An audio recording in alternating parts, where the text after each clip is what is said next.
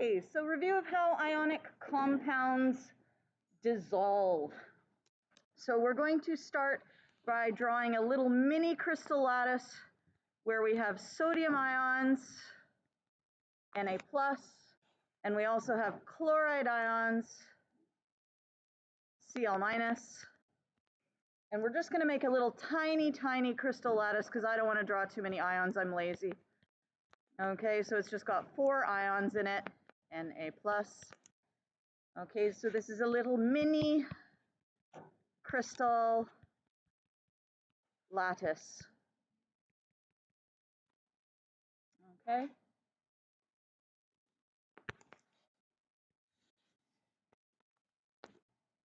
And we're going to take our mini crystal lattice and we're going to place it in some water and stir it.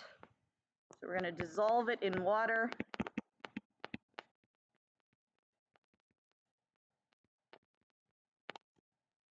And I don't know if you remember what happens to the ions when they go into the water.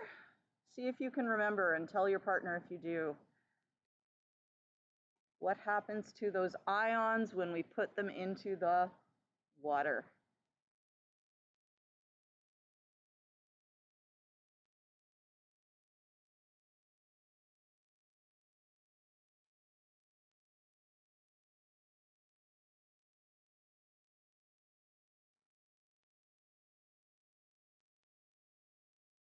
Anyone remember? They all just float around completely separate from one another.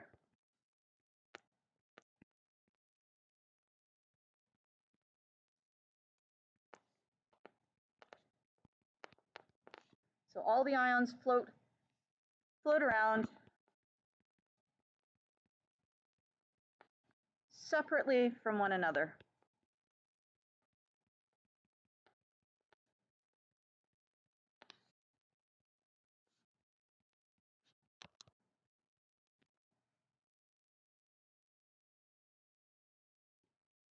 And we're going to learn a word here that you may or may not have learned before. I can't remember, but we will use this a lot in grade 12. The individual ions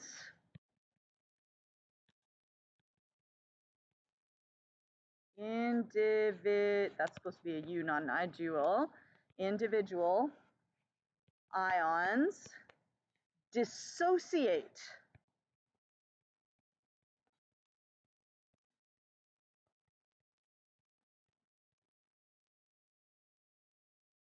Now, if you're familiar with the word associate, if you associate with people, you come together with them. So if you dissociate, that's the opposite of coming together. It is to split apart. So the individual ions dissociate when the ionic compound dissolves.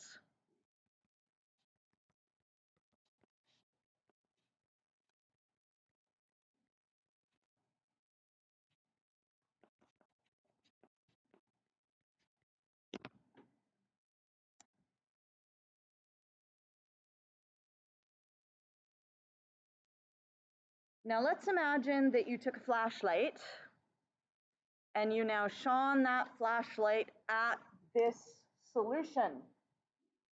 And remember, this is salt water. What would happen to the light if we shone the light at that salt water? Would the light get scattered or would it pass straight through? Tell your partner. Would the light scatter or would it pass straight through? I want you to think about salt water and think what happens when you have light shining at it.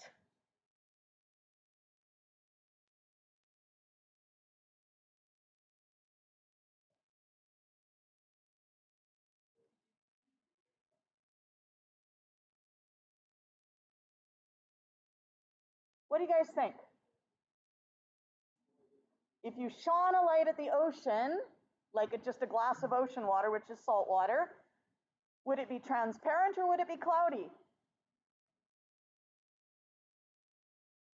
Well, I mean, if you go and there's like, you know, other nonsense in there, but like if you just get some clean ocean water, it'll be transparent, yes? And if you take salt, I mean, if you've never seen salt water, go home, get a glass of water, put some, you made a solution of salt water, didn't we? In the flask, was it transparent or was it cloudy? It was transparent. Okay. And the fact of the matter is that even though I have drawn these ions to look enormous, right? That's only because we need to be able to draw them and, you know, write Na in the middle of it and stuff. They are actually so small, they are so teeny tiny that they're too small to scatter the light, okay? So the teeny tiny ions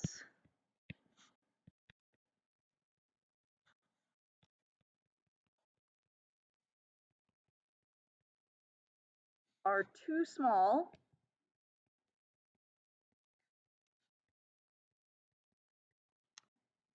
to scatter the light.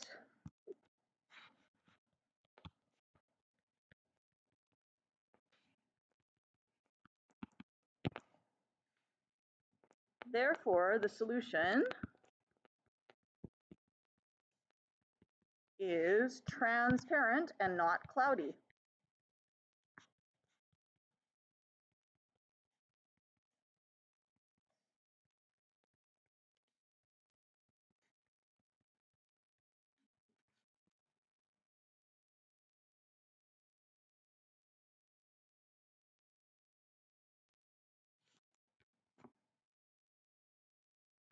And this is going to be useful for when we start talking about double replacement reactions, which is where we're going today. So, double replacement reaction.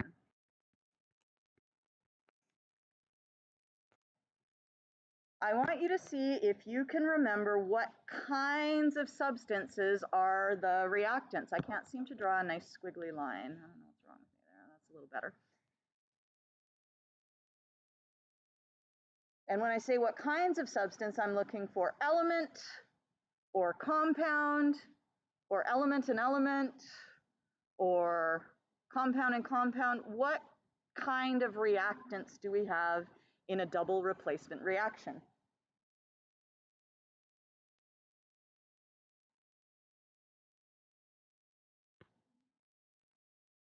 We have ionic what? We have ionic compounds. So we have a compound and a compound. Okay, those are our two reactants.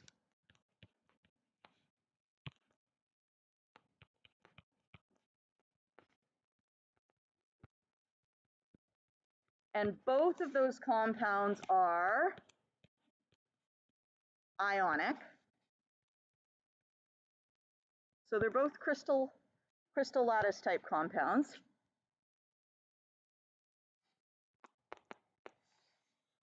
Now, if we were to take ionic compound AB, and if it were a solid, and we were to put it together with ionic compound CD, which was a solid,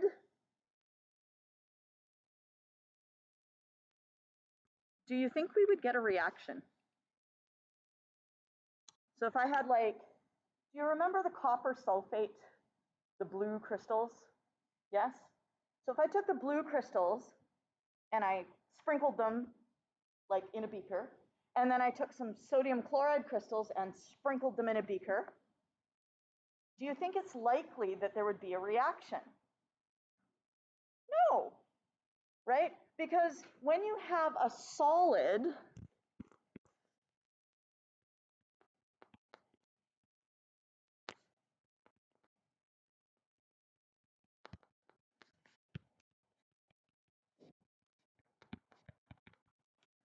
it's very unlikely to get a reaction because the particles of solids are locked in position, and so the ions cannot swap places.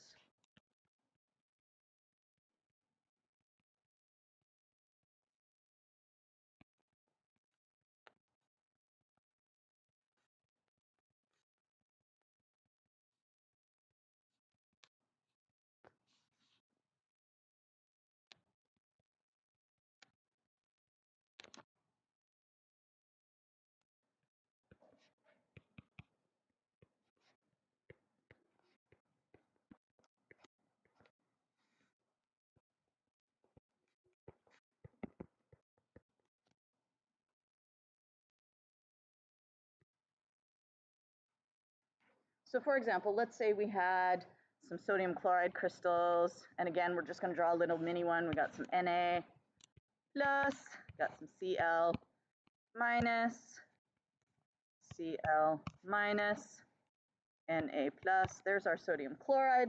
And let's say we put right next to it some silver nitrate, Ag plus, NO3 minus, NO3 minus, Ag plus.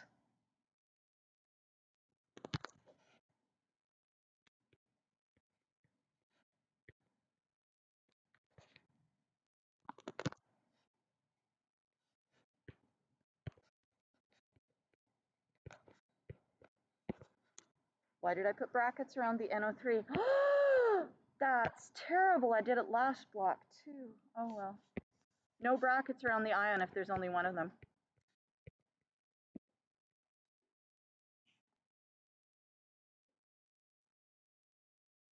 So this is just kind of illustrating, like you've got this little crystal and you've got a little crystal and there will be no reaction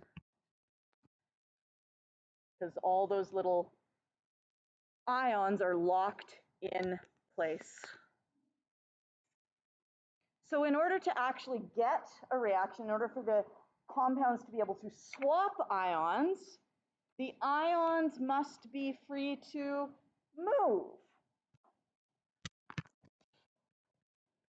in order to react.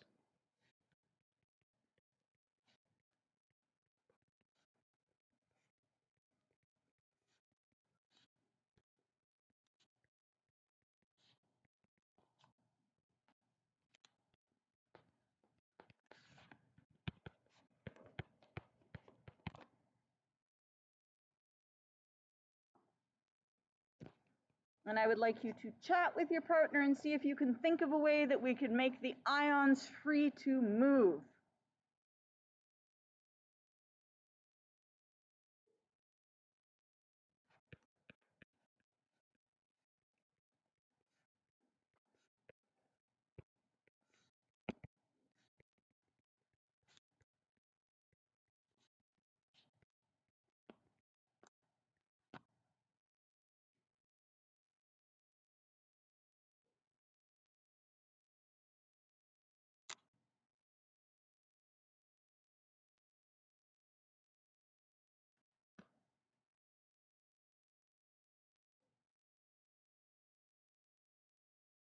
Have a chat. How can we make those ions free to move?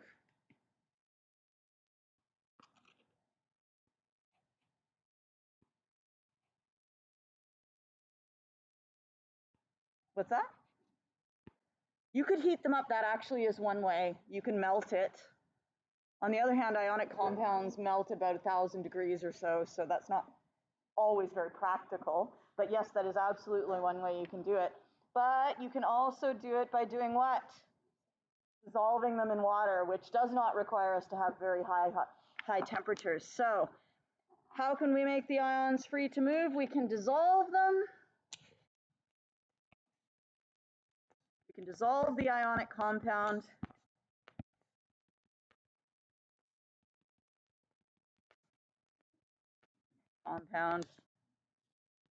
And then the ions will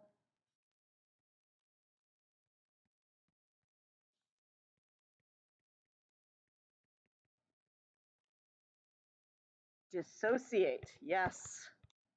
And it's not disassociate, it is dissociate. Yes. Dissociate from each other and will float separately in solution.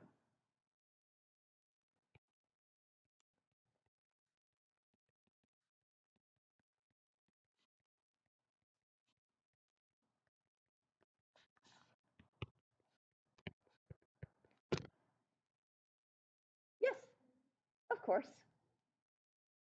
Is good? Okay. So once we've got that as sort of our background, let us, oh, actually, before we, no, that's okay. Let's, no, we're gonna stay here for a moment because I want to show you a demonstration, okay, of these ions that are floating freely and are dissolved and dissociated. And then I'll show you what happens. Little test tubes.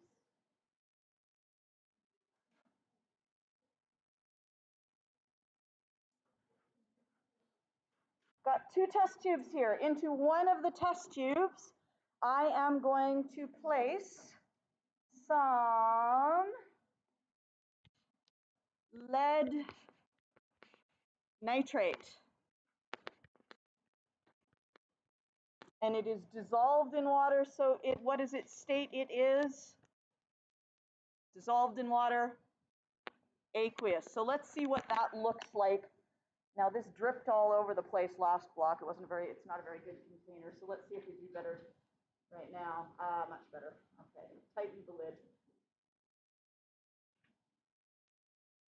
What does that look like? Looks like water.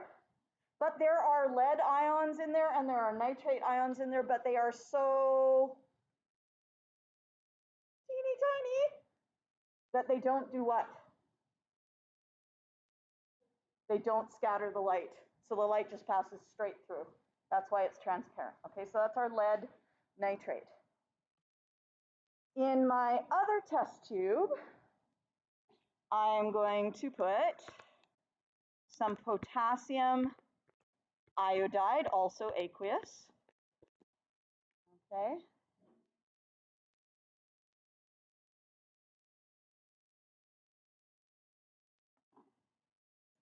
Kind of a dirty test tube. I should have picked a better one, but what does it look like? Water. That's why you never trust that anything in the chemistry lab is like, safe. If you've got liquid on your desk, make sure you use a paper towel to clean it up and don't get it on your hands and wash your hands afterwards and all that good stuff. So now I'm going to put the two of these together and you have to pay close attention because this happens bang in an instant, but there's no actual bang. We'll do a bang reaction later, but not this one. But this one happens so fast, if you blink, you'll miss it. I'm going to do this in 5, 4, 3, 2. Ooh. No longer does it look like water. What does it look like now? Well, it looks kind of like yellow paint, doesn't it? Right? I mean, it's still in water. Okay, the water is still there. But why is the light not passing through it anymore? Sorry? Because it's cloudy. What is making it cloudy? The reaction, yeah, but what is being made in the reaction that makes it cloudy? What type of matter is in here that's making it cloudy? What state of matter? Solid. There's tiny little solid particles. Are they as tiny as the ions? No. They are big enough that if you look really closely, you might be able to see them kind of floating. You definitely could see them under a microscope.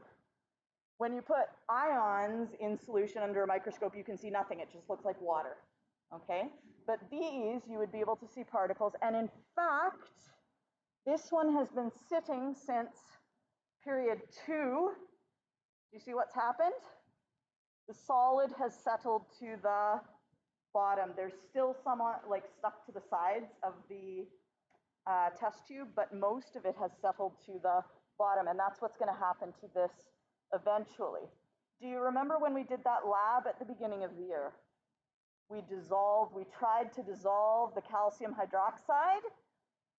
Some of it dissolved, but some of it did not dissolve. And when the stuff that did not dissolve made it cloudy. Yes? And so it's those little particles of solid that scatter the light that make this cloudy. Now, I'm going to ask you, do you remember the name? You learned about it yesterday, hopefully, in that video that you watched. The name of the solid that forms when we mix two aqueous solutions. See if you can tell your partner. The name of the solid that forms when we mix two aqueous solutions.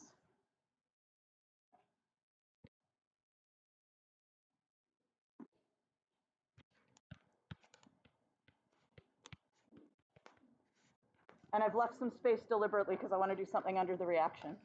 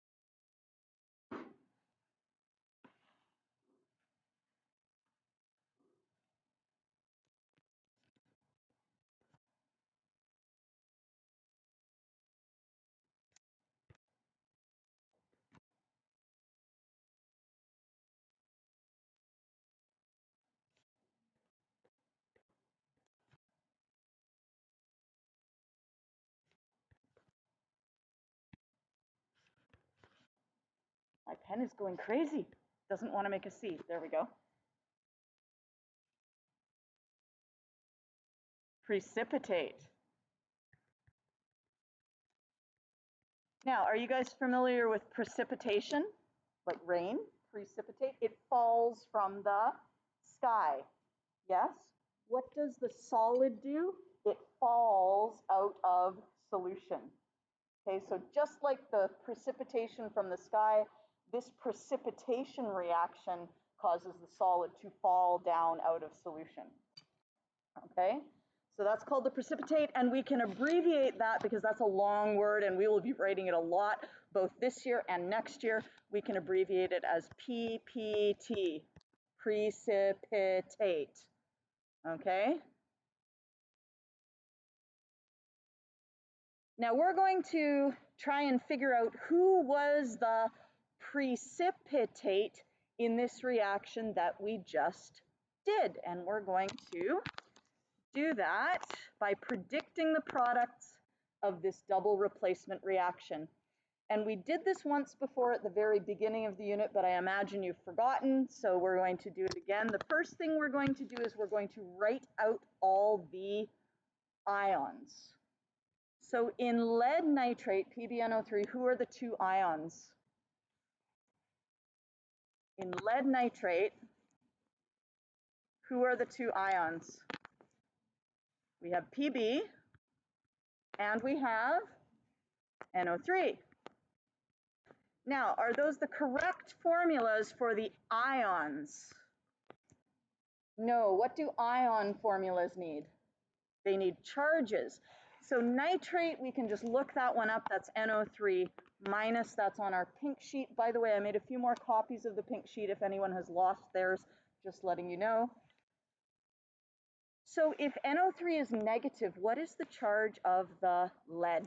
Tell your partner, what's the charge of the lead?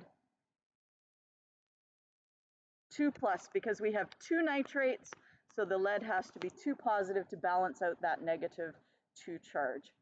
So we have lead, 2+ nitrate, and now we have Ki. What ions make up Ki?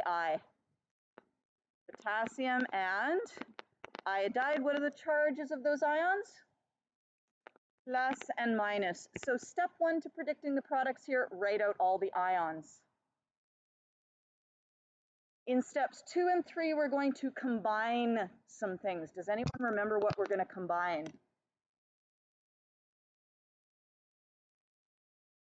Yeah, we're going to combine the outside ions and then the inside ions. Do it with me. We're going to combine the outside ions and then the inside ions. This half of the class is doing a great job. We're going to make them do it without you. We're going to combine the outside ions and then the inside ions. Excellent. Okay. When we combine the outside ions, do we go forward or backward? Forward. Okay, so we combine the outside ions by going forward.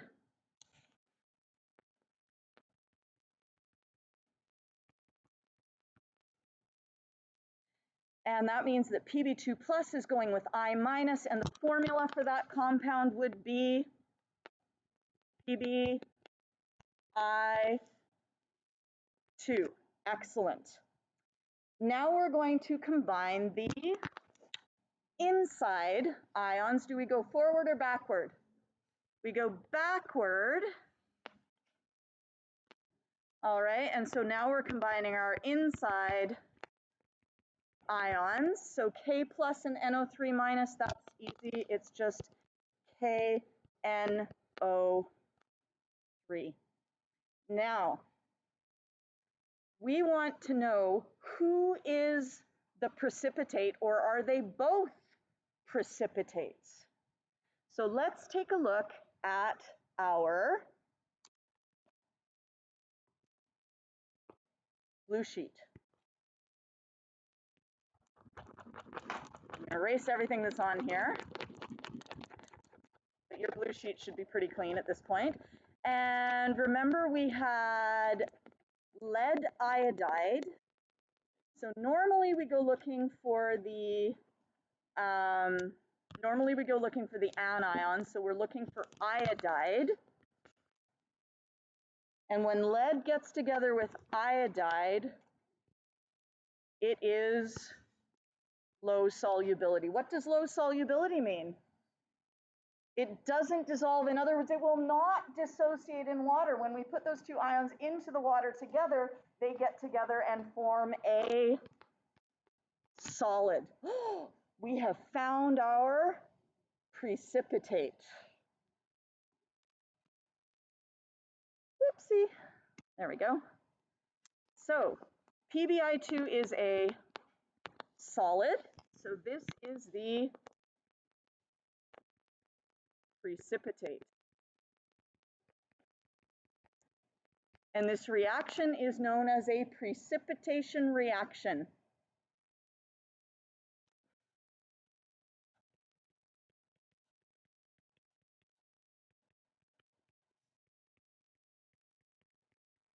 You don't really need to know that, but if I say it's a precipitation reaction, you can assume it's because a precipitate forms. Now you can actually have two different precipitates, so let's check our other substance and see if it is also a precipitate.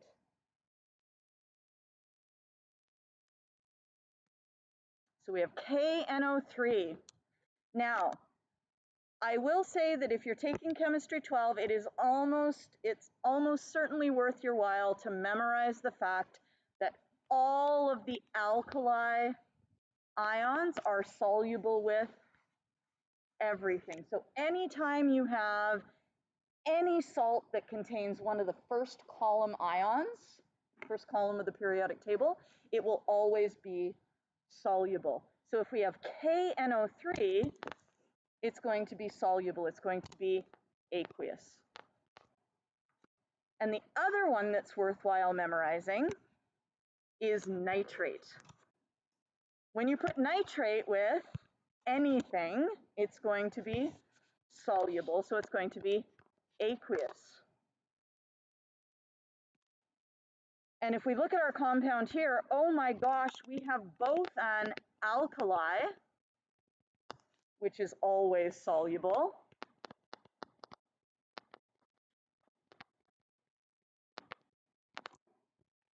and we have nitrate, which is always soluble. And so guess what? From both angles, no matter which way you look at it, this compound will be soluble, which means what state is it? Aqueous. So in this case, we have only one precipitate, but that's it. Once we have predicted our products, what would we do with this reaction? We would balance it. And this one's pretty straightforward to balance. We've got Let's see, we've got 2 nitrates over here. We have 1 nitrate over here, so we could put a 2 in front of KNO3. That will also give us a second K, so we need to put a 2 in front of Ki. And oh, how lovely, that gives us 2 I's, and we already had 2 I's there, 1 lead, we're good to go. Okay? So we're now going to take a look at page, I think it's page 70, 70. I could be wrong. No, I'm not wrong. It's page 70.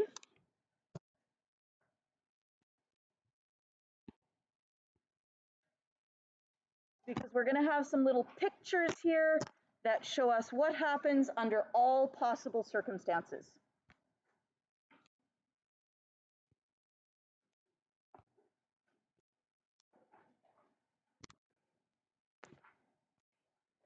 So in our first example, you'll notice that we have Na, and remember Na is an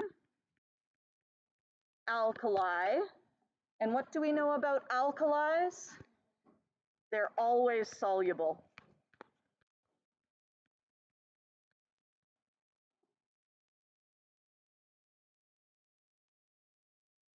This is page 70. And we also have nitrate. What do we know about all salts that contain nitrate?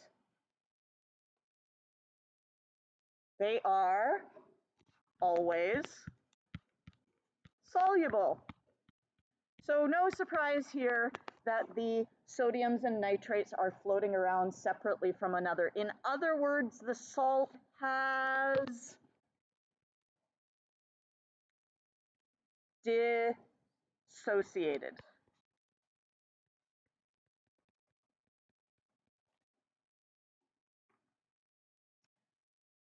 Now, our second compound that we've dissolved in a separate beaker, it contains K. Is K an alkali? Yes, K is an alkali, so it is soluble. And so it doesn't matter that S is not always soluble because it's with K, so it'll still be soluble. Okay, and so the ions here are dissociated.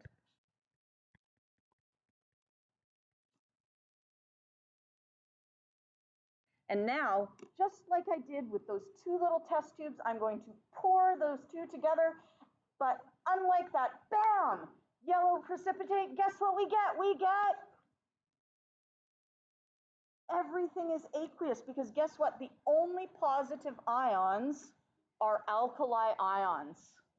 So there's no positive ion there to form a precipitate with any of the negative ions because we have only alkali.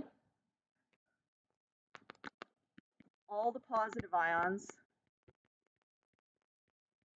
are alkalis. Therefore, all potential products, and I say potential products because we'll see that we don't actually get any products.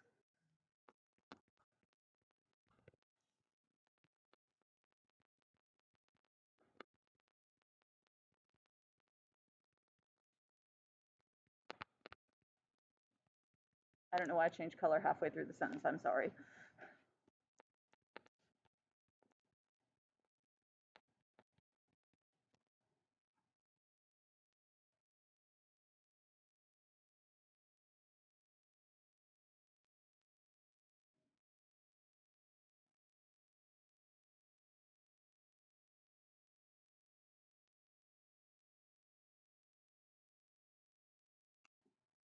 How do we know that we've had a chemical reaction take place? What's the big clue that we've had a chemical reaction? We could have a color change, but sometimes color doesn't change. Sometimes we get bubbles. Sometimes we get a solid forming. Sometimes we get kaboom, okay? But the key thing is whenever you have a chemical reaction, you must form what? always, you must form a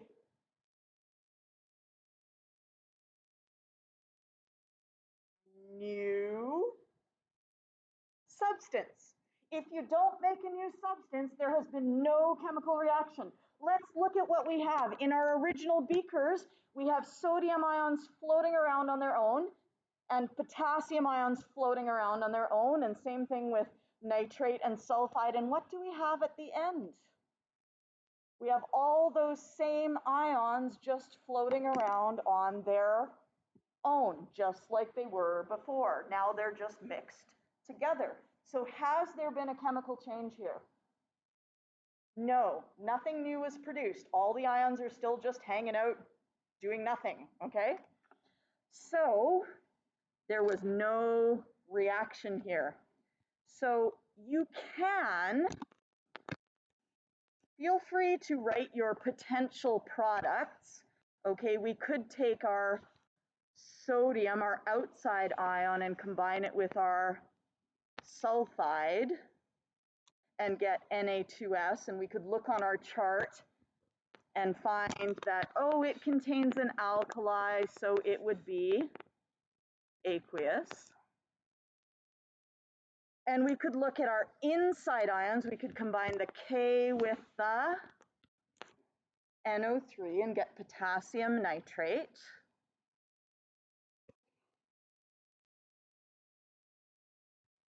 Okay, so now we have KNO3, but we know that K is an alkali and it's with NO3, so those are soluble. So that's also aqueous.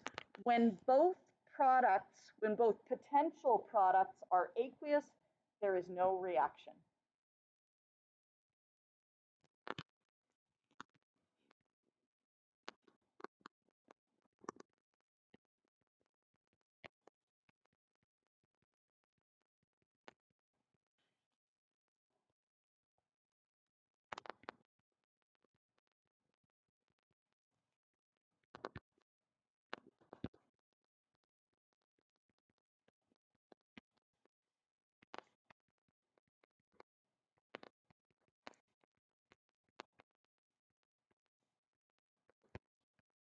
How do we write no reaction? We can just write NR.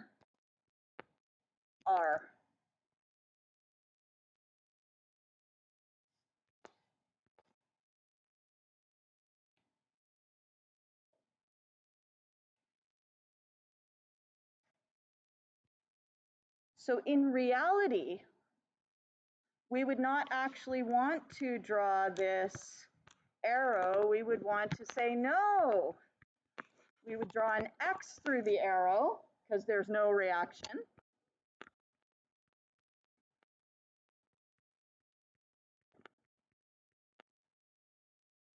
And we could cross these guys out because do I actually form those compounds?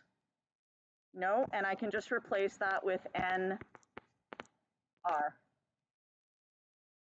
that make sense? Because I don't actually have a reaction. Now, you don't actually have to write down the products when there is no reaction. You could just look at your chart and in your head you could say, if I put sodium together with sulfur, that's aqueous. If I put potassium together with nitrate, that's aqueous. Oh, both of them are aqueous, no reaction. You could just write arrow, no, you could just write no reaction, just be done with it. If it helps you to write out the products, the potential products, and discover that they're both aqueous, that's also fine. Just make sure you get rid of the arrow before and write no reaction. Okay? So that's if they're both aqueous. The next situation is one very similar to our little experiment that we did. Okay, we have NaCl, which is soluble because it contains Na, which is an alkali, which is always soluble.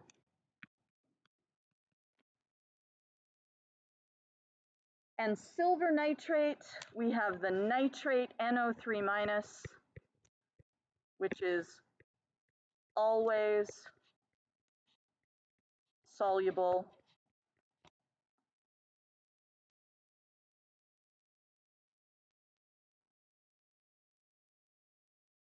So we can now take our outside ions, the Na plus and the NO3 minus, and that's okay. And we can combine those two. What do we get when we put Na together with NO3? We get Na, NO3, right? Because they're both 1 and 1, so that's really easy. And then for our other product, we're going to combine our inside ions. We have Ag, which is positive, and Cl minus, which is negative. And when we put those together, we get AgCl. And now we can go back and look. We know that the one that contains the NaNO3 is going to be soluble because it's got alkali and nitrate. But let's check out AgCl. Go to your blue sheet and look up AgCl. Does anyone need a blue sheet?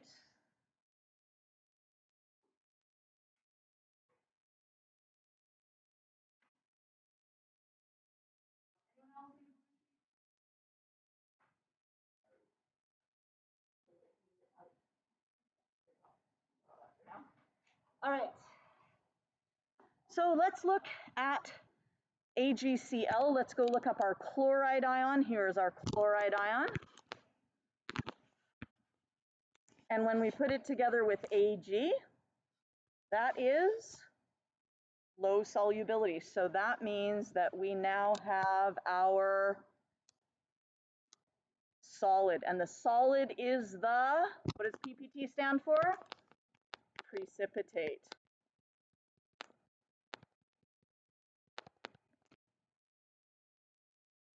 And the only thing that would look different from what happened in our reaction is that silver chloride is a white solid, not a yellow solid. And so it would just look like you would have white little bits of solid forming. It would be cloudy and white, and then it would settle as time went on. And we can see what happens in the picture. You can see our aqueous substance, the NaNO3, those ions are still dissociated. They are still floating free. Yes? But what happened with our silver chloride? It formed a little crystal lattice. Okay, so we have AgCl solid. Now, does it form all one crystal like that? No, it doesn't, but that's easier to draw, okay? So that's option B, where we have one precipitate. Did we get a new substance forming? Yes, we did. We would have this white solid forming. We have this new crystal lattice structure that wasn't there before. And so that is a reaction. And so at that point, you would write your reaction. One would be aqueous, one would be solid in your products, and then you would balance it. This one needs no balancing because everybody has a coefficient of 1. Our last option is where we have both products form precipitates. And sometimes people think, what? That can't happen. But yes, it certainly can. It's not that common, but it can happen. So on our next page, we've got copper sulfate. So we've got SO4 2 minus and copper 2 plus. We have the strontium ion, Sr2 plus, and the hydroxide ion, OH minus. Now, if we look up copper sulfate on our table, we'll confirm for ourselves. Sulfate is here. Copper 2 plus is not in here, so copper 2 plus would be soluble, so it's dissociated. Strontium hydroxide, another of our reactants. Oh, look, strontium with hydroxide is soluble. So again, our reactants are dissociated. And I'd like you to take a look at the ratio here. How many hydroxide ions are there in this little beaker? 1, 2, 3, 4, 5, 6 hydroxides. How many strontiums are there? 3 strontiums. The ratio of strontium to hydroxide is always 1 to 2, or 2 to 1, depending on which way around you're saying it, okay? And copper sulfate is always a 1 to 1 ratio. There's always 1 copper for 1 sulfate. So predicting our products, if we take Cu2+, it has to be 2+ because SO4 is 2-. If we take Cu2+ and we put it together with hydroxide, we're combining our outside ions, what will the product be? It will be CuOH2 in brackets, okay? And then we go backwards here, we're gonna combine our inside ions, Sr2+, SO4 2-, so it's just Sr, SO4. So we have our products. You can go look. Copper hydroxide. Here's hydroxide. Get rid of some of my scribblings here. Hydroxide, we are looking for copper 2 hydroxide. Is copper 2 up in this soluble area? No, it's not. We only have, hydroxides aren't very soluble. They're really only soluble with the things that are soluble with everything, and strontium. So that means copper 2+ is here, which means that that is a solid. Copper hydroxide is a solid. Our other product, strontium sulfate. Where is sulfate? Sulfate's up here. Strontium is here, so strontium sulfate is also low solubility. So when we go look, we say, all right, not only do I have one precipitate forming, but I have a second precipitate forming. And so, in fact, if I have the right proportions of each, all of the ions will be precipitated out of solution. Okay. They'll look a little bit different. I think copper hydroxide is blue, strontium sulfate is white. They won't form like one little cube over here and one little cube over here. You'll have little specks of blue and little specks of white, and they'll all be mixed together, right? But, you know, if you were to take it under a microscope, you'd be able to say, ooh, that's a blue particle, and ooh, that's a white particle, yeah? So,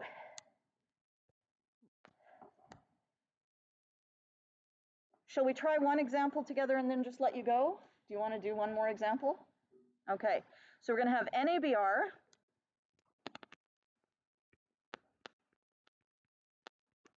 plus Pb NO3 2. When you are predicting the products, these are both aqueous. When you're predicting the products, what is the first thing you do? You write out all the ions. Okay, so you write out all the ions. Who are the ions in NABr? Na and Br. And remember, you cannot write an ion without a charge, so it has to be Na plus and Br minus.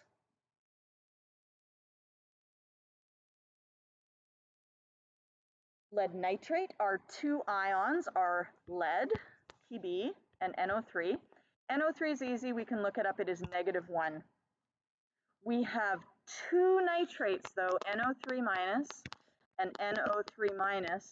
So even though lead is a gray zone metal, we can tell what its charge is because it balances the charge of the NO3, so it has to be 2+. And I'm bringing this to your attention because one of the questions that you'll come across quite early on contains this thing here, what would the charge of chromium be in that? It would be 3+.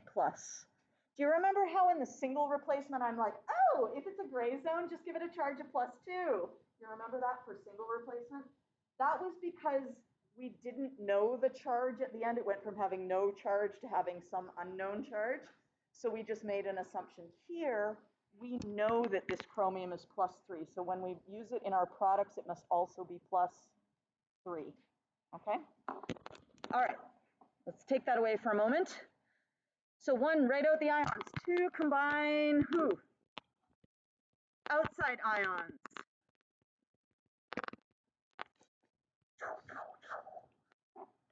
And we do that forward. And then 3, we're going to combine the inside ions. And we do that backward, backward. Okay. All right, NaNO3. Oh, look at that, that's lovely. It's just NaNO3. And you might even remember this. Is that solid or aqueous? It is aqueous. If you don't know, you can go look it up, but it contains an alkali and it contains nitrate, both of which are always aqueous, so that's going to be aqueous.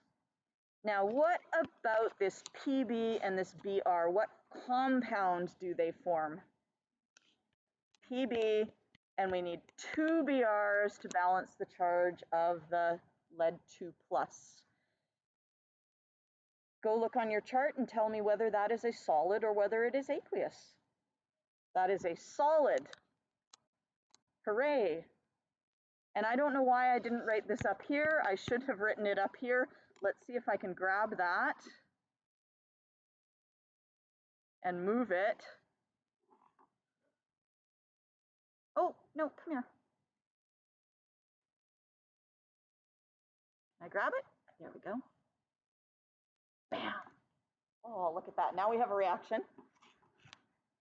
And what would you have to do at this point? You would have to balance it. Okay, so we would say 2 nitrates, 2 nitrates, 2 sodium, 2 bromide, 2 bromide, 1 lead, 1 lead, done. You don't have to be that fast, okay? But you are going to do page 73, double replacements. Just so you don't forget what's happening, you're going to do page 59, synthesis. If you didn't do page 58, you could do 58 instead of 59. There's only like 3 questions on there, so that one's easy. And then, so you don't forget about single replacement, you're going to do page 63, which is single replacement. And if you're like, I have done all of those things, you are welcome to continue working ahead through the sort of organic section, or you are welcome to do some of the section 5.5 for enriched stuff for unit 5, whatever floats your boat.